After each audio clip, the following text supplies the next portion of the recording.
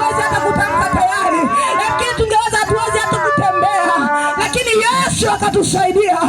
Yesu akatupa neema. Yesu akatutakasa tena, akatuponya dhambi.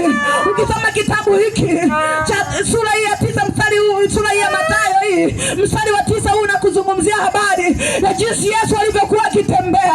Wakati Yesu akiwa anazunguka, kuna wakati walimletea mtu ambaye anaumwa, akamponya, lakini Mafarisayo wakashangaa, wakasema mtu gani huyu anaweza kusamehe? Yesu akawajibu akamwambia, tazama mimi ni mwana wa Adamu ambaye ninaweza kusamehe dhambi. Hakuna mtu mwingine anaweza kukusamehe dhambi.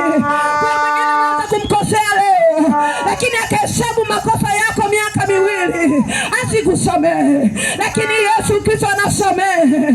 Yesu Kristo akikukusamehe anakutakasa kabisa, anakufanya upya tena, anakubadilisha hatima nyingine tena. Ndio maana tumemleta leo, ndio maana tumemleta kwako siku ya leo. Tunatamani ukasikilize hizi habari, usikaingie ndani ya moyo wako. Tunatamani utaposikia hizi habari ukaweza kukubali na kuazimia moyoni mwako kumpokea Yesu Kristo kuwa Bwana na Mwokozi wa maisha yako. Haleluya.